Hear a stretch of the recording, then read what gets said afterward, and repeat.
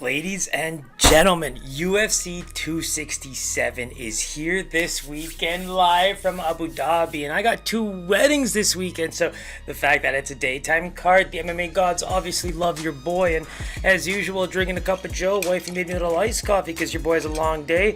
Always drinking that Kimbo coffee. Get yours. So, big thing for me, it's almost like we paid our dues, right? Coming out of these cards that were very hit or miss for casuals, diehards, pickers, non-pickers, doesn't matter. I felt like it was very, either love them going into them or you came out loving them anyway because you had zero expectations. So very fun cards, but now we're back to some of the big names in the UFC with UFC 267. So let's quickly recap the Vettori fight. I mean, we knew what we were going to see. Obviously for Costa, that 205 range seems to be a lot smarter for him. I think Marvin was not going to lose that fight, in my opinion. It's not about him just having all the skills in the world to just dominate him, but just there was so much preamble, so much that works in favor of a guy like Marvin that I just did not see him losing the will to win that fight, and that's exactly what he did. Rest of the card, 7-6-1. I think a lot of people got beat up by that Grant Dawson draw. I actually put up my biggest bets of the evening. It was actually a Pittsburgh college bet parlayed with Jay Herbert, and then a parlay of Clark and Vettori. So for me, you know, even in that sense, the action there was just so limited because it was a tough card to call. But like I said, 7-6-1 on that card, and now we're 326, 199, and 5 overall. We've got a 76-37-2 record over our last 10 overall UFC cards. And then as usual, main cards, 30-12-1 over the last 7. And then for our big baby, the Super Saiyan pick. So obviously, guys, that's the pick that I put up there. Super Saiyan, that's what I'm basically saying. If you want to throw some money on there with me, I'm definitely going to do it. 7-1 in our last 8. 13-6 overall. So we're getting there, guys, and this is absolutely getting so much fun, and to be honest, I'm kind of moving up in my day job, and I think it's actually making me more motivated to get this going even more because I'm just having so much fun doing it, and guys, honestly, we're getting pretty damn good at it. So we're going to try to do 16 fights in 15 minutes here. I haven't hit that number very well over the last 3 to 4 times we've done it, but came really close last time, relatively speaking, and we're going to do our absolute best here. So without further ado, let's start that 50-minute timer and see how well we do here. First fight on the card is a flyweight, Tagir, Ulanbekov, and Allan Nascimento. Now, Nascimento, we saw him on the day of my contender series against Paiva, and I think that was one where we just kind of, you know, I don't think he was able to match pace with Paiva. I think that was one where he really just got outgunned quite a bit. 1 in 10 for takedowns. He's a shoot box guy, so you saw him really just try to do a lot of violence in that fight, and I don't think it worked out very well for him. I think if you looked at him fight, you wouldn't even think he was a flyweight. I think he fights a little bit slower than we're used to. Pace is going to be a big thing in this fight. Now, Tagir Ulanbekov, I've mentioned this many times in the past. I believe he's an undefeated fighter. Go look at the Ismagulov fight from back in the day, and I think he won that hands down. He actually ended up losing that title, but now we're coming into the fight where we finally get to see him, and for me, I don't see him losing this fight. I think the pace will be in his hands. I think his ability to, you know, create a lot of offense from the combinations is going to be where he does a lot of damage. You know, he might not be this, you know, big wrestler, sambo fighter that we're so used to from Dagestan, but I think that he's able to utilize all of those skills to really increase pace and volume. And I think that's something that's going to put Nascimento in a very bad spot. So, as always, I'm going to take a stab at this line. I'm going to say Tagir Ulanbekov at -300. I think that of all the fights on this card, he's got to be one of the favorites, and I'm going to stick with that. So looking at this one, hey, your boy, he's back. Tagir Ulanbekov -310 opener, now actually pushing close to that -400 range, and Allan Nascimento +240 opener, now getting all the way to the +300 range. I don't see him losing this fight. In fact, you know, sprinkle on decision, I don't know how well he's going to be able to finish. I think that's something to consider, but he's very much likely going to win that fight, and I'm going to make that pick right away. Now we get into one of my favorite fighters in the UFC and what I would consider one of the most underrated fighters in the UFC. Damir Ismagulov against Magomed Mustafaev. Now, the one thing about Damir is that we should have seen him a little bit more, I think, but a lot of, you know, things got in the way with some of the bigger fights that we should have seen him in. But He's a statistical monster in the UFC. 1.9 strikes avoided with 65% defense, which is pretty elite in the UFC. 70% I believe for Ismagulov, so that kind of puts in perspective for you. But the 100% takedown defense I think is going to be hella important in this fight, because Mustafaev's big claim to fame was that Fiziev finish, right? The spinning back kick KO. But when you think about the way they fight, I think Damir's actually going to be way too tactical for him in this fight. I think that he's going to have all the tools to set things up. I think that when you look at the 41% striking defense on Magomed's side, I think that that's going to just open up a lot of combos, especially later in the fight when you might be able to see some of the wear and tear of just the first 2 rounds start to take its toll. And I think with that 3 to 4 inch reach advantage, Damir is going to be able to really utilize some of his normal game plan and just attack this with full force. And so I'm going with the line of about minus 270. I think Damir deserves to be in that range going into this fight. So let's take a look here. Guys, I swear on my child, I do not cheat. Damir Ismagulov, minus 250 opener, now a minus 275 favorite. Magomed, if you're a believer in that, grinding fights, maybe gets it to the ground and actually surprises a few, plus 175, now sitting at a plus 220. Next fight on the board. We got Yaozong and Andre Petroski. Now, if there's a fight I should really make up some time, it's this one. Yaozong, we actually saw him get pinched, right, for failing a drug test. And since then, 3 UFC fights in total, and we're seeing him go down in weight every single time. He's got that layoff, spent all his time at the Shanghai PI, and everyone's saying how good he looks and how his body looks great for the weight class now at 185. But the one thing that we loved about Petroski was his grinding ability. On that tough finale card, we actually picked him, and he did a great job with the ground and pound. I think if this fight turns into a very real grinding fight, we've noticed that the Chinese PI fighters struggle with that. They seem to enjoy the fancier style, the punching at range, creating a lot of volume, a lot of damage. And in this fight, I think it's going to be a little bit the difference. And if it hits the ground, I think Petroski's a huge advantage here. So I'm going to go with Petroski as a minus 190. I think that ground and pound work, and especially the layoff, all of that stuff. Like, Petroski spent time with 2 amazing coaches on the Ultimate Fighter, and I think that's going to play heavily into this fight. So let's take a look at the line. I see this fight not happening anymore. See, now you guys know I don't cheat. That fight isn't even on here right now from what I can tell. What a waste of my time. And yours.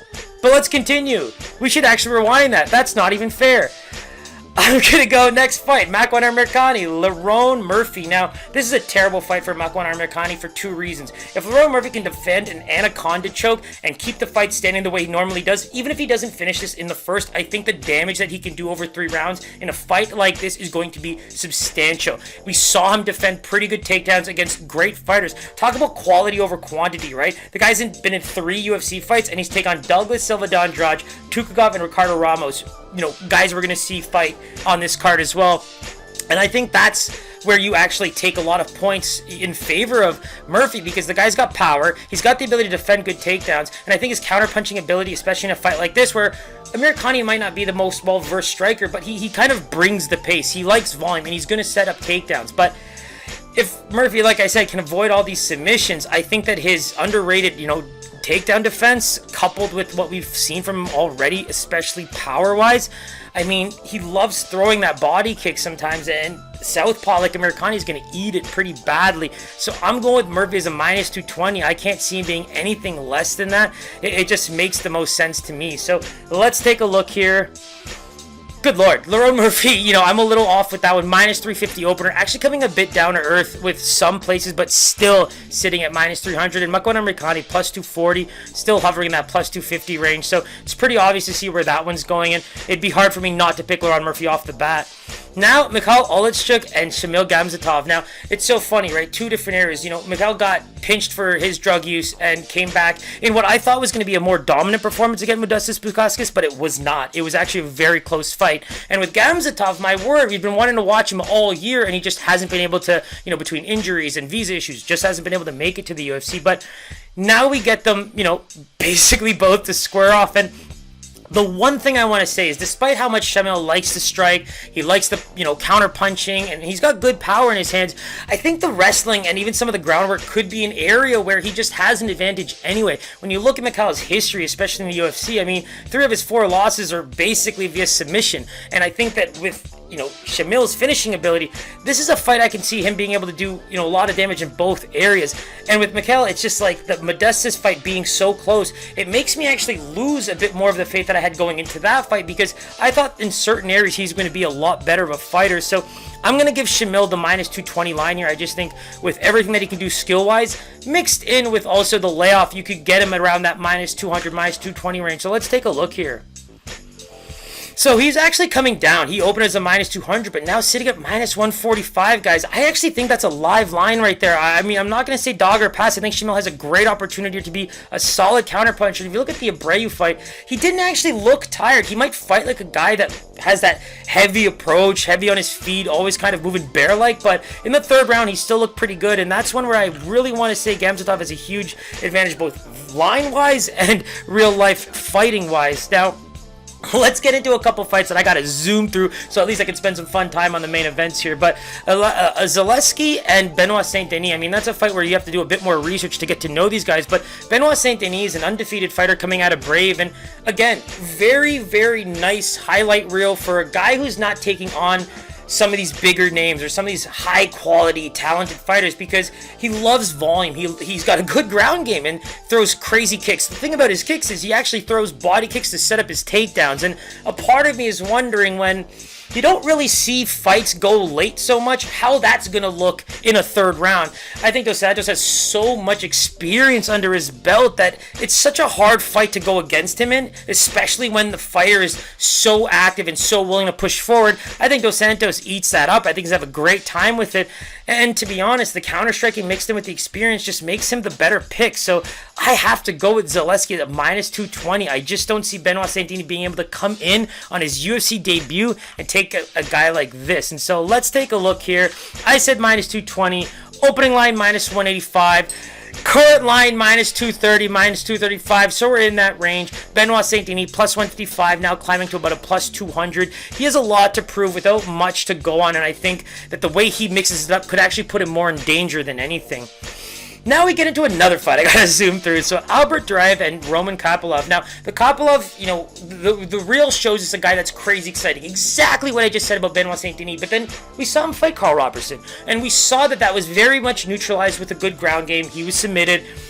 And the thing with Duraev, you look at his Dana White Contender Series earlier, I think last month, he really pushed that wrestling game right off the bat. It was the first thing he went for, and he ended up getting it, and he actually ended up finishing on the ground anyway. So for me, in this fight, unless Roman really starts pulling out this amazing footwork to use the striking to keep Albert at bay, I really think that Albert's going to be able to have his way with him on the ground and potentially even get the finish. So let's take a look. I got Duraev here at minus 190. I think that, we've seen a 30-year-old fighter like Kopylov, take a huge hiatus and then come back, and it really didn't work out so well from off the bat in a tough debut, but I think that Duraev deserves that line. So right now, wow, minus 190 was my call, but he's actually a minus 275 opener, and now shooting all the way up to minus 360. We could easily see this close at minus 400 if people get to see more of that tape, but Kopylov plus 200 opener, now sitting at plus 300. So pretty safe to say that Duraev is going to be our pick. I think that the ground game is going to be too much for Roman to handle. And now we get into the fun fights, man.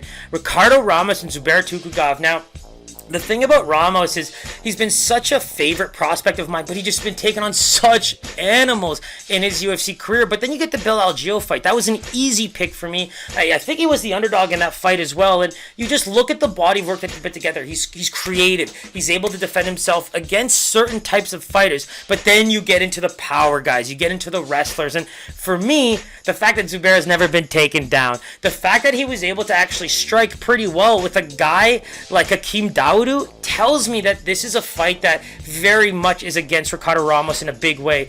As much as I want him to pull off some surprising, attempts at good submissions and even some great combos that might be able to put Tukhugov on his butt, it's hard to see that really happening in a fight where Tukhugov just has so much, I would say, advantages in the areas that kind of affect Ricardo the most. He's got good power early in the fight. In fact, I feel like they both do, but Tukhugov proved in that in the Dawodu fight, that he's able to go the 3 rounds and still try to make a big difference late in the fight. And so it's hard to go with Ricardo Ramos in this fight. I think I have to say, with only 2 split losses since 2012, the cardio's there, and Tukhugov at -220 sounds like a good line. So let's take a look.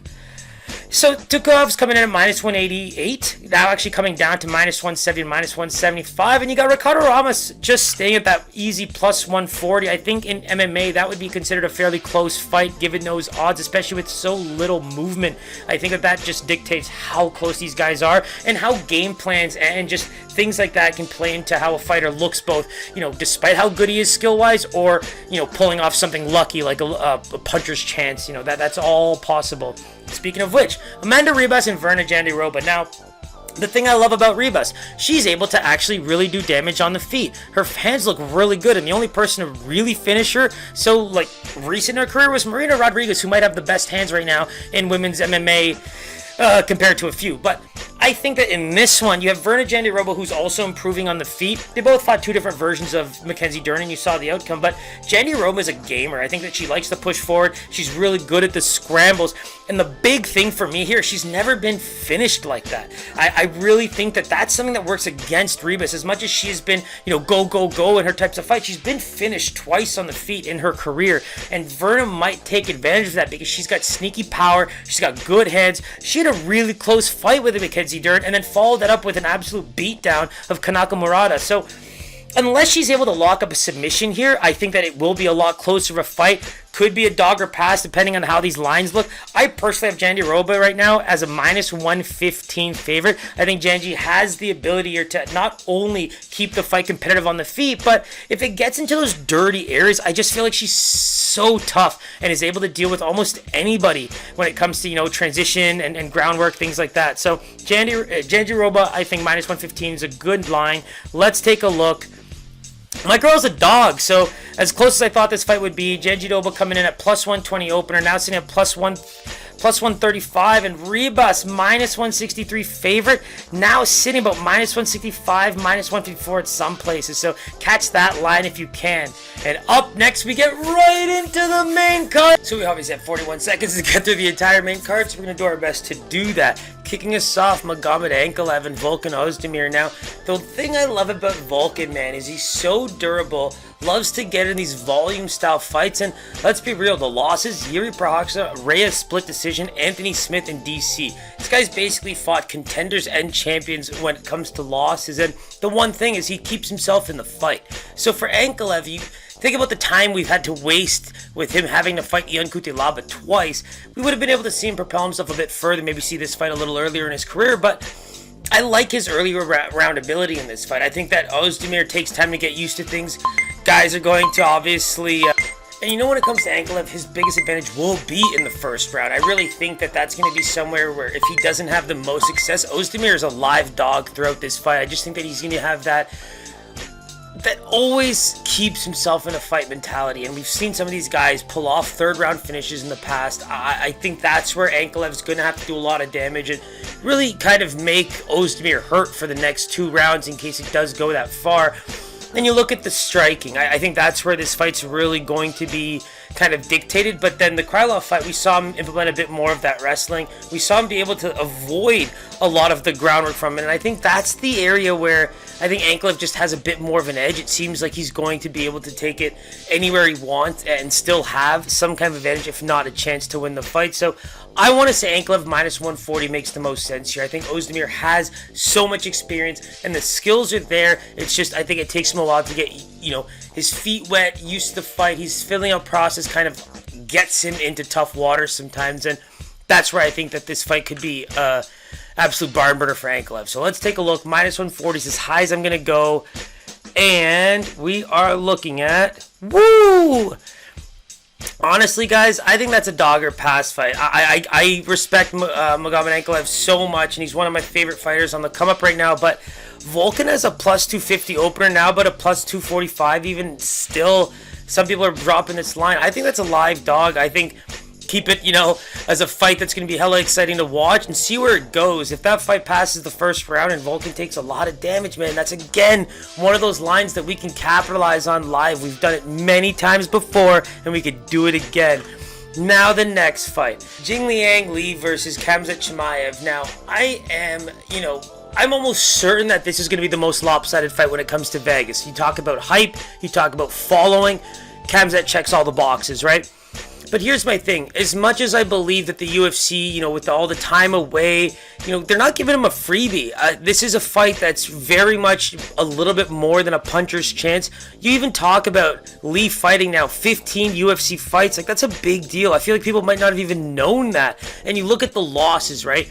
Grinders, Neil Magny, Jake Matthews, guys who kind of use their striking just to set up their amazing cardio-based grappling and wrestling. I think that's a fight where you look at Chimaev, he has that same opportunity here, and I would boost his stats. I just think they're a little inflated with the competition. Gerald's actually a great 3-round fighter. He just happens to, Paul Craig-esque, not have his best round early in the fight. And so if you can clip him at that point, that's probably your best bet, because otherwise he's probably going to submit you late. And I think that's where this fight could be a little different.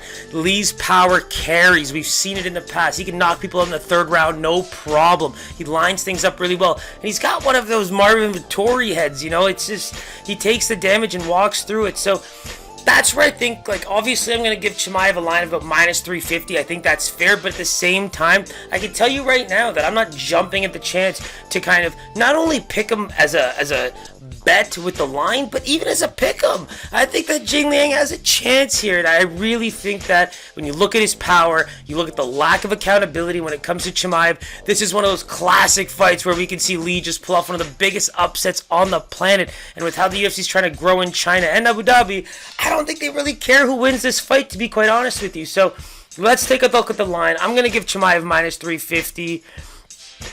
Ooh, ching, ching, ching. -350 opener, but good lord, he is seeing lines as high as -650 right now, with Lee coming in as +425 live, all the way up from +265 opener. Jeez. Guys, even if we take Chimaev at the end, don't forget Twitter, Instagram for the picks, but Lee is obviously a dog we're going to sprinkle on, and probably even by KO. I mean, why not put like $5-10 on that? It's worth it. It's going to be an incredible fight. Alexander Volkov and Marcin Tybura. Now, the thing with Tybura is, again, similar to the way we talked about Volkan, it's like as he can start to wear on you, take you to the ground, he's almost embraced the ground and pound lifestyle, right? The last couple wins we've seen him do really gave it to guys like Greg Hardy. That's a man who I really believe is not UFC caliber, and I'm going to say that out loud, and I would not say that about any fighter. But there's some guys who get a ticket, and there's some guys who very, very much are working for this martial arts lifestyle. And I do believe that this man was given a chance a little bit too quickly. But the heavyweight division was kind of on a downscale. They needed an influx of fighters, and now they definitely don't. And so for me, Volkan, range fighter, keep it at range, stay disciplined. Whenever you think about moving forward too quickly, just think back to Derek. My boy Derek slapped your ass real bad in that last round, and you paid the price. And this is going to be one where it's very similar. I say stay disciplined, forget trying to get too fancy, learn from the gunfight, get better at that technical style of striking, especially at the heavyweight division, which is so hard to come by, and just piece the guy up for 3 rounds. I think that Tybura is going to try extra hard to use some boxing, to get in close, use the clinch, try to get him up against the fence, and probably work it to the ground for some ground and pound and finish that way. But I think Volkan has the defensive ability and the skill to get that kind of away from those areas and just keep the fight standing at a distance. And the length isn't so much more, but I think that the way he fights, he's able to keep guys at bay with punches like that. And you even think about, Marcin coming back from a 1-4 run. All of those were against pretty good fighters. So I'm going to give Volk the edge here, because I just sometimes, especially with heavyweights, the rangier fighters tend to do a lot better. And Volk -150 makes the most sense. I don't think that there's too much more bump you can give him, because again, if he slips, Marcin Tybura can definitely, do some good damage in the clinch. So let's take a look here. your boy was way off on this one. Almost 200 points. Volkov, minus 350 opener, now coming down as low as some places, minus 280. Teixeira opener is a plus 250, and to be honest, he's not moving that much. You got him at a plus 235, between a plus 240 at most books. And now we get into what I consider a triple main event, okay? Islam Makhachev, Dan Hooker. And we just talked about so many stats, and I love looking at numbers in MMA, and I hope it becomes such a bigger thing as the sport grows. But I think this is the guy you talk about when it comes to elite numbers, right? You think about the striking. Everybody wants to talk about the takedowns and stuff like that, but 70% striking defense with .77 strikes absorbed with the competition that Islam has faced is absolutely ridiculous. And I think that's something where you just tip your hat to him. It's how I want to give Izzy credit for his chin. When you have these strikers, even John Jones, you have these fighters that just constantly show so much skill at such a high level, you kind of forget that they also forget the head movement ability to avoid strikes.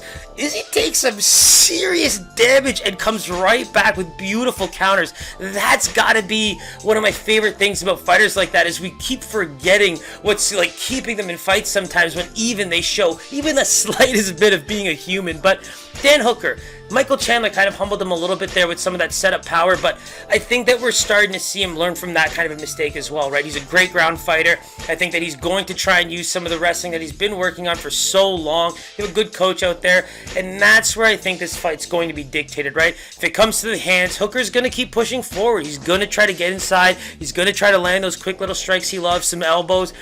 That's going to be, where I'm really obsessed with this fight. I want to see if he can land, and I want to see if he can defend some of these takedowns, because, to be quite honest, not many people have been able to have their way with him. And for what Makhachev did to Moises is just, you have to reel in the skill level that it takes to do that to a guy like that, who's just so well versed on the ground, and just made him look like an amateur, right? It was insane. And that's where I think Makhachev, line minus 300, very much going to be that high. I still think Hooker's, 80% takedown defense is going to be tested, and maybe he's a bit better, that line would suggest, but I think Makhachev at minus 300 is definitely the safe bet here. So let's take a look. I mean, again, about 200 points off, minus 575 opener. Now a minus 600 to 700 favorite. Hooker opens as a plus 390. Now sitting at plus 450 at some books, man. Just for some fun, I wouldn't be surprised if I just throw a Dan Hooker $5 parlay and see what happens. Peter Yan and Corey Sandhagen. Let's not even beat around the bush. We know for a fact it's going to come down to Peter's boxing and Corey's kicks. I think if Corey can be the rangier fighter and really keep him at bay, he avoids a lot of the things that Yan is so good at. Even with the takedown defense and takedowns, that's the part where he's just so dominant, right? 66% takedown finishes with 90% takedown defense. Yan is a great boxer, and he sets up his ground game very well. Great ground and pound. We saw it against Aldo. And when you see him fight guys like that and do what he's doing to them, he was winning the Aljo fight, in my personal opinion. Anyone who bet Aljo was so excited after that, and it's hilarious to see so many different people. It was one of the most fun fights for that one reason, and I'm pretty excited to see what Peter Yan can do against the guy who's also, again, very rangy. And I'm gonna give Corey a much better advantage as a striker compared to Aljo. But then it comes to the scrambles, it comes to things like Corey said about his fight against TJ, right? He might not have wanted to spend so much time trying to go for the submissions, but ironically, that submission that he tried to go for that busted up TJ's knee is what got him this title shot now because of the surgery. So all of those things kind of played into Corey's future here, where he now gets to fight for an interim championship. And Yan is an elite boxer. So for me, if Yan can get inside and get past those kicks in that rangy style of boxing, tough night for Corey. And you saw how well he did against a guy like TJ, who fights fairly similarly. But I'm gonna give Yan the edge when it comes to boxing. I think he's gonna be a lot crisper when it comes to that inside work, and that's where it's gonna be, dictated for Corey. If he can get out of that, keep the fight at range, I think he's got a great chance here. But for me, Yan minus 150, minus 160 makes the most sense. Let's take a look. Yeah, man, we're gonna see a lot of dogs like this. So Peter Yan, minus 250. I personally have been talking about him like he's gonna be the best forever, and then all of a sudden he fights a guy like Corey, and I'm like, oh, let me find ways to back Corey, right? But minus 220 on average right now. Corey opens as a plus 200. They didn't like that line, dropping it now between plus 170, plus 180. I mean, guys, this is. It's so funny, but these are the kind of cards where, not only are you going to enjoy the fights without any, aspect of money inputted, but, like, when you really try to break these fights down, like, as much as, Yan is a great example of a guy who might just be too good, but, like, the guys that some of these boys are fighting are very good at fighting, and to see some of the lines just, it makes you think, like, ugh, I think we're going to see a different, representation of Vegas's thoughts for this one, in my opinion, and I'm pretty sure it's going to fall on this one. Jan Błachowicz and Glover Teixeira. Now, I'm going to come off right off the bat. Heart is all with Glover. I've been waiting for this moment for so goddamn long, and I can tell you right now, if anybody asked me all summer what's my most anticipated fight in the UFC, hand to God, I've been saying Jan and Glover the whole time.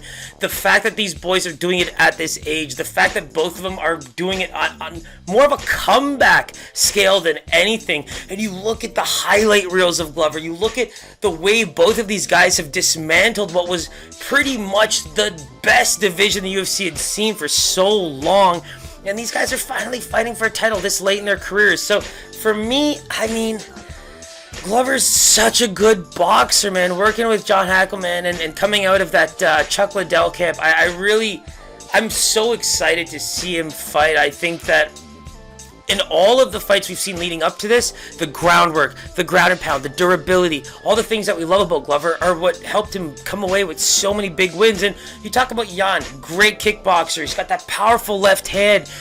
I think Glover can eat shots, man. He's eating shots from the best fighters on the planet. And you talk about prime Gustafsson finishing him at the end of the I think it was the fourth or fifth round. And that was a fight where I think that's probably one of the most underrated fights on the planet. It was a free card. No one really talks about it, but it was a legendary fight between two guys who were just coming off of being at the top in that 205 division. So the things I've seen Glover do just not only makes me believe as a, for fun handicapper and as a lover of the sport that he's actually the typical guy that might be able to pull this off. So much is going for him right now, and the same can be said for Jan. For me, the thing I like the most is I love the cardio. I love that he's gotten better at fighting for much longer, and the responsibility factor is there. And I preach all the time, discipline. Like, that's what makes champions. Movement. Avoiding punches. Defense is what martial arts is about, in my opinion. And that's where I think that if Glover can keep it at range, if he's avoiding those real big clinch work, real big opportunities for Glover to get it against the fence, inside boxing, big powerful shots coming in, because I don't think Jan's going to be that good in that boxing range. I think he does his best work a little bit outside that pocket and really coming in with rangier strikes. We see him land some big body strikes against Dominic Reyes. So that's where I'm seeing, Jan really trying to keep the fight, whereas, he's coming off a fight with Israel where maybe he's actually going to take it, a little bit for granted. I'm just kidding. He's too good for that. But think about going from, a guy who's coming up who makes it really hard to, well, there we go. 30-minute show for the best card in a very long time and probably for the rest of the year. So I'm going to take it. I'm going to go with Jan as a minus 200 here. I can't go much higher than that. I think that there's just a lot of recency bias, and I think that Glover's going to have that underdog story attached to him. So minus 200 is the best I'll give Jan because he has the track record to prove it. And Glover's definitely on the outside looking in with that great boxing and, a pretty good record to boot. So wow. This is unfair. Minus 250 for Jan, and now sitting at minus 290, minus 300. And I'm not trying to be a conspiracy theorist, but, for me, this might have something to do with the fact that he beat Izzy. I think there's a lot of fans out there that, oh my god, he beat Israel Adesanya? Well, let me throw all of my freaking money at him. I get it, because Israel, for me, pound for pound, is just, I don't even want to get into that. It's a whole different show in itself. But in this specific case, you have to realize Izzy was shooting for the stars. He tried so hard to be able to compete just weight-wise. He was competing in every other sense. But the wrestling at 205 is what hurt him. And you can't really, hate on the guy for that. And so when you come to a guy like Glover, opener plus 194, jumped almost, 0.5 times the points at plus 245. Like, it's crazy to me. I'm actually blown away that that's the line. I'm definitely considering picking Glover to win this fight outright, and I will probably lay a sprinkle on that line because, let alone the under being, a very live bet for this one, I just think that Glover has such an opportunity to make a difference and take home his belt that he's been dreaming of for so long. So those are the picks. Well, those are some of the picks. Look out for the final picks tomorrow, Instagram and Twitter. That was a great show for me. I'm sorry I took the extra time, but guys, this fight is going to be so good. I'm pumped to watch it. I hope you guys enjoy. Subscribe, like, share. I appreciate that. It's going to be a fun card, and I'm looking forward to the next one. Let's get it. Peace.